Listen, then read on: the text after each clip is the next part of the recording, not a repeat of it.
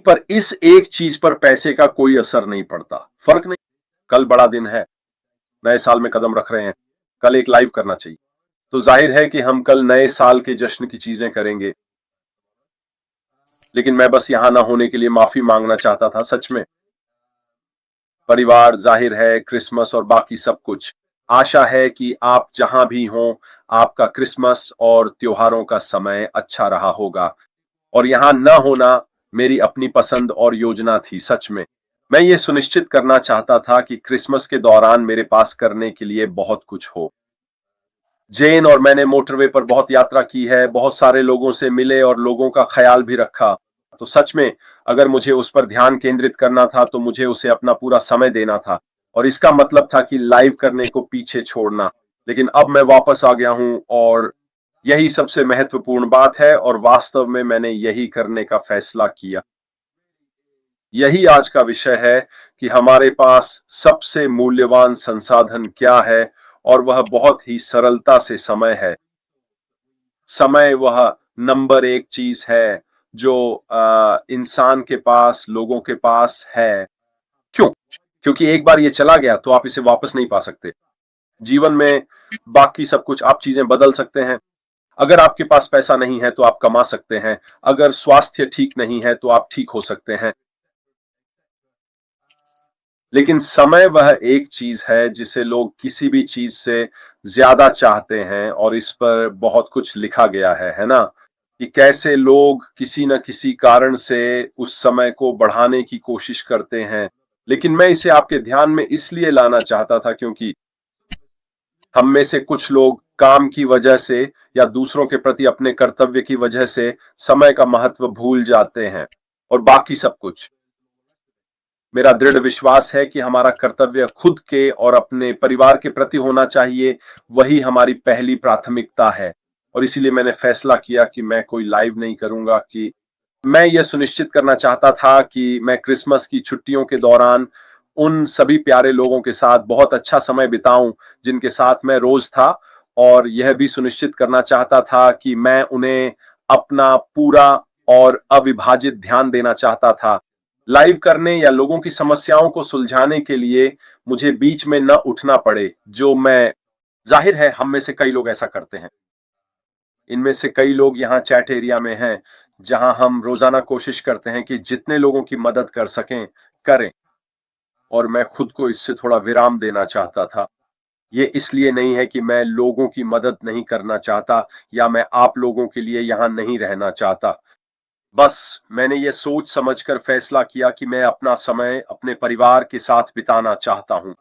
और ये मुझे अच्छे से उस बात पर ले आता है कि हमें समय के मूल्य को क्यों समझना चाहिए। यह एक मूल्यवान संसाधन है क्योंकि यह अनंत है।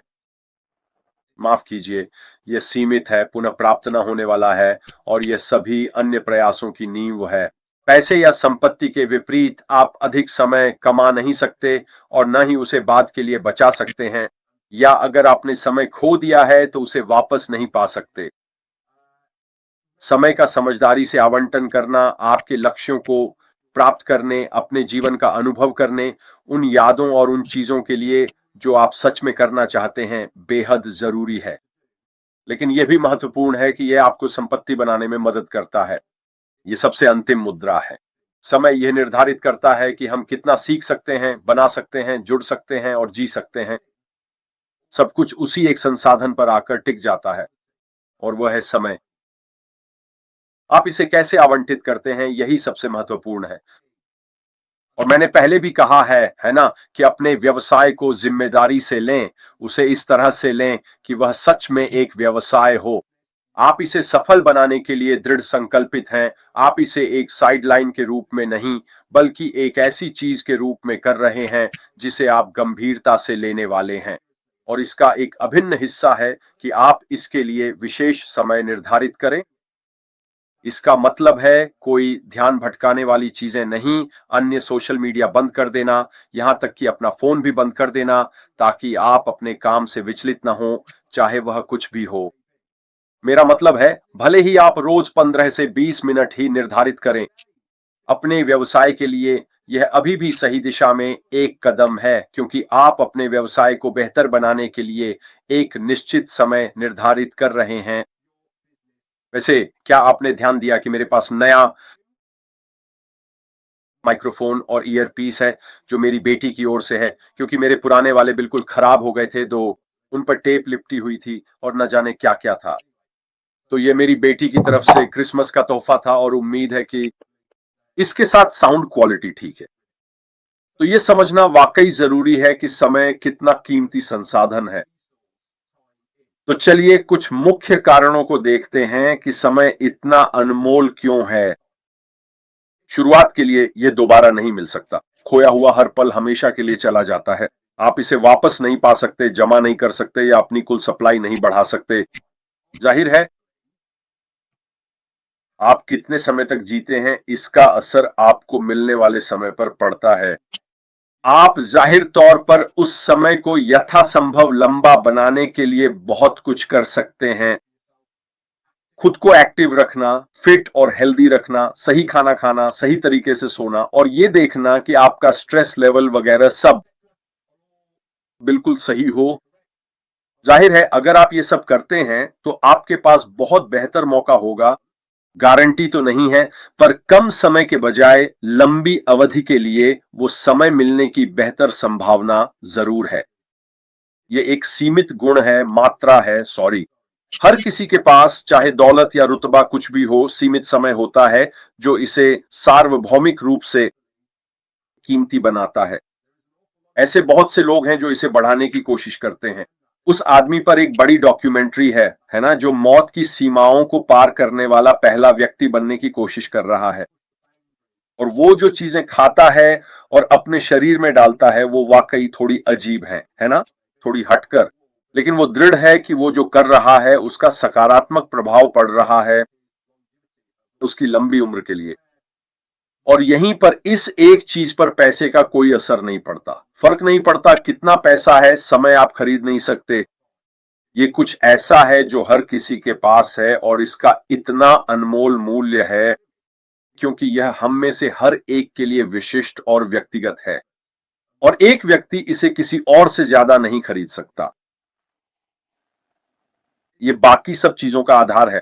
समय वो माध्यम है जिसमें आप पैसा कमाते हैं, रिश्ते बनाते हैं, हुनर सीखते हैं और यादें संजोते हैं।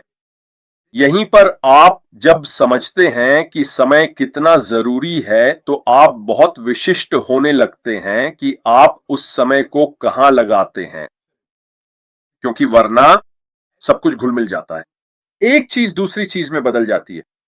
और अगर आप सच में अपने जीवन के विशिष्ट कार्यों और चीजों के लिए समय आवंटित करने में समय नहीं लगाते हैं तो वे सभी चीजें एक दूसरे में मिलकर गड़बड़ हो जाएंगी और आप ऐसी स्थिति में नहीं रह पाएंगे जहां आप उस समय के आवंटन को पूरी तरह निभा सकें, उनमें से प्रत्येक व्यक्तिगत चीज पर अधिकतम लाभ के लिए। जब आप सच में यह समझ जाते हैं कि किसी एक विशेष समय के लिए समय का आवंटन करना और फिर उस समय के दौरान आप जो भी कर रहे हैं उस पर 100% ध्यान केंद्रित करना कितना जरूरी है, तब आप पाएंगे कि आपकी उत्पादकता और आपका तरीका समझना कहीं अधिक आसान हो जाता है और कहीं अधिक आसान हो जाता है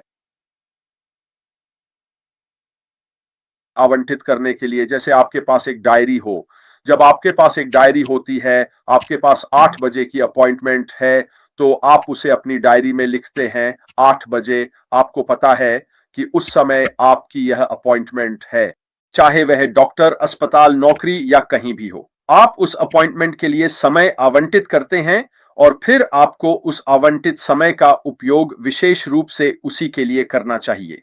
आप जो भी कर रहे हैं वही बिल्कुल वैसा ही है, चाहे वह आपकी पढ़ाई, आपका व्यवसाय बनाना या अपने लिए संपत्ति बनाना हो। इन सभी के लिए समय आवंटित किया जाना चाहिए। सच कहूं तो यह वास्तव में बहुत आसान है जब तक आप यह समझते हैं कि यह कितना महत्वपूर्ण है और इसका अंतिम अवसर लागत क्या है। एक चीज पर समय बिताने का मतलब है कि आप और चीज पर समय नहीं दे पा रहे हैं और यह दर्शाता है कि आपको जो महत्वपूर्ण है उसे प्राथमिकता देना कितना जरूरी है।